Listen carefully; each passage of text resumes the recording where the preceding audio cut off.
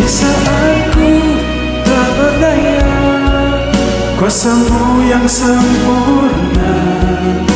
Ketika ku percaya, mukjizat itu nyata.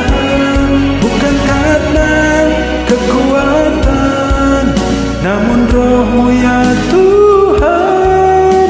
Ketika ku berdoa, mukjizat itu nyata. Halo sahabat Santo Paulus, selamat bertemu kembali di channel Santo Paulus ini.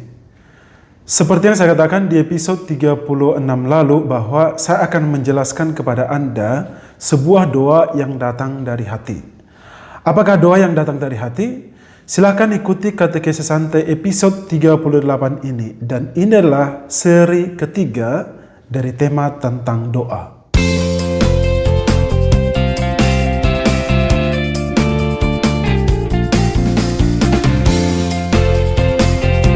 Untuk memahami doa yang datang dari hati, pertama-tama saya mau mengajak Anda untuk merenungkan pernyataan saya ini.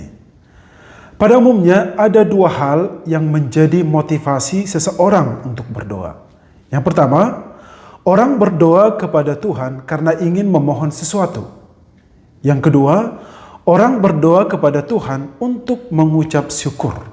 Nah, bila kita berdoa kepada Tuhan untuk memohon sesuatu, maka biarkanlah hati Anda yang berbicara kepada Tuhan. Biarkanlah hati Anda yang berkomunikasi dengan Tuhan. Gak usah repot-repot untuk mencari buku doa atau teks doa. Cukup Anda masuk kamar, tutup pintu, tutup mata, berdoalah atau berbicaralah dengan Allah di tempat itu. Cara ini persis seperti yang diajarkan oleh Yesus dalam Matius 6 ayat 6. Yesus berkata, "Jika engkau berdoa, masuklah ke dalam kamarmu, tutuplah pintu dan berdoalah kepada Bapamu yang ada di tempat tersembunyi. Maka Bapamu yang melihat yang tersembunyi akan membalasnya kepadamu." Contoh sederhananya begini. Kalau pikiran kita sedang kacau, kita bisa membuat pikiran kacau itu menjadi sarana bagi kita untuk berdoa. Caranya bagaimana? Caranya adalah nikmati perasaan kacau itu. Jadikan perasaan kacau itu sebagai sarana bagi Anda untuk berkomunikasi dengan Allah. Jadi misalnya, kalau pikiran Anda sedang kacau dan itu mengajak Anda untuk berdoa, Anda tidak perlu mencari-cari doa di puji syukur gitu loh. Cukup Anda langsung masuk kamar, tutup pintu, tutup mata, dan nikmati perasaan kacau itu. Biarkan perasaan kacau itu melakukan aksinya dalam keheningan itu. Dalam arti begini, kalau perasaan kacau itu memaksa Anda untuk menangis, silahkan menangis. Kalau perasaan kacau itu mengajak Anda untuk teriak, silahkan teriak. Jangan tahan-tahan. Lalu setelah semua perasaan itu lepas dan Anda mulai tenang, barulah berbicara pelan-pelan dengan Tuhan. Dan saat itu Anda akan merasakan bahwa memang betapa indahnya doa yang keluar dari hati. Demikian juga kalau kita berdoa ingin mengucap syukur kepada Tuhan, biarkanlah hati yang penuh syukur itu berbicara langsung kepada Tuhan. Ikuti suara hati Anda.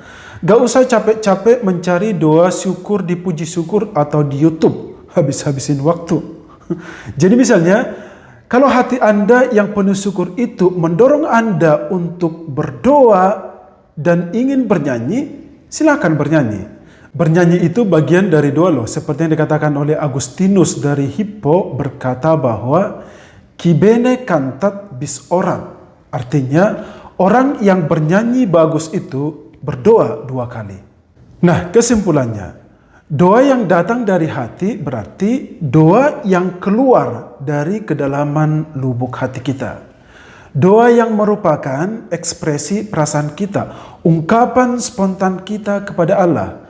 Doa ini tidak dibuat-buat sebab doa ini datang persis saat kita merasakan sesuatu.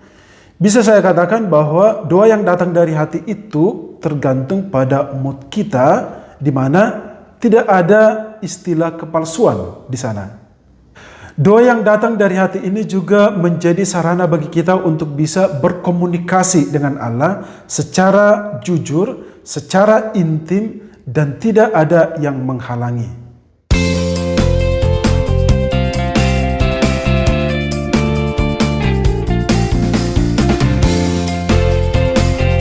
Mungkin dari penjelasan saya ini Anda bertanya-tanya, kalau begitu untuk apa gereja menciptakan begitu banyak doa? Untuk apa gereja menulis begitu banyak doa di puji syukur, di mana bakti, dan banyak macam buku doa lainnya? Untuk menjawab itu, saya mempunyai dua alasan. Yang pertama, gereja menciptakan banyak jenis doa karena ada jenis-jenis doa yang harus diucapkan umat secara bersama-sama dalam perayaan-perayaan seperti doa litani, doa novena, doa liturgi dalam misa, dan lain sebagainya. Yang kedua, gereja membuat banyak doa karena banyak dari umatnya tidak tahu berdoa. Sama seperti ketika para murid meminta Yesus mengajari mereka untuk berdoa karena memang mereka itu tidak tahu berdoa. Sehingga Yesus mengajari doa Bapa kami kepada mereka.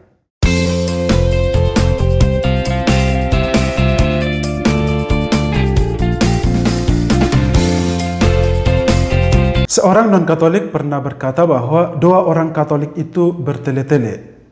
Dia mengatakan bertele-tele karena doa Katolik itu banyak yang panjang-panjang dan diulang-ulang seperti litani, novena, dan rosario, dan doa-doa lainnya. Terus saya tanya dia, emang maksud kamu yang bertele-tele itu seperti apa? Dia menjawab bahwa ya bertele-tele itu adalah doa yang diulang-ulang. Karena Yesus sangat anti dengan doa seperti itu. Dalam Matius 6 ayat 7, Yesus berkata bahwa dalam doamu itu janganlah kamu bertele-tele seperti kebiasaan orang yang tidak mengenal Allah. Sebab mereka mengira bahwa dengan banyaknya kata-kata doa mereka akan dikabulkan. Itu adalah konsep yang bertele-tele. Dia menambahkan begitu. Setelah dia mengatakan itu, baru saya menjawab begini. Bertele-tele menurut Kamus Besar Bahasa Indonesia lah, bercakap-cakap tidak ada ujung pangkalnya, melantur-lantur, ngomong ngalor ngidul. Itulah istilah bertele-tele. Bagaimana mungkin kamu bisa mengatakan bahwa doa-doa Katolik seperti rosario itu bertele-tele? Doa rosario itu jelas mempunyai ujung pangkalnya, gitu. Tidak ngalor ngidul. Doa rosario itu adalah bukan bertele-tele melainkan mengulang-ulang doa Salam Maria, doa Bapa kami, kemuliaan dan terpujilah. Hanya doa-doa ini yang diulang, kok kamu bilang bertele-tele?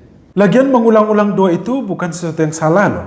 Yesus di Taman Getsemani pernah mengulangi doa yang sama sampai 3 kali dalam waktu yang singkat. Dikatakan di situ dalam Matius 26, 36 sampai 46, Yesus berdoa dan sampai 3 kali dia mendoakan doa yang sama, yaitu, Ya Bapakku, jikalau sekiranya mungkin, ambillah cawan ini daripadaku, tetapi janganlah kehendakku yang terjadi, melainkan kehendak-Mu lah. Jadi Yesus mengulangi doa sampai 3 kali dalam waktu yang sama. Apakah itu salah? Tidak kan? Dengan demikian, doa-doa Katolik itu tidak masuk dalam kategori bertele-tele seperti yang dikatakan dalam Matius 6 ayat 7. Sampai ketemu di episode selanjutnya. Ketika ku percaya, ketika ku berdoa, ketika ku percaya, mukjizat itu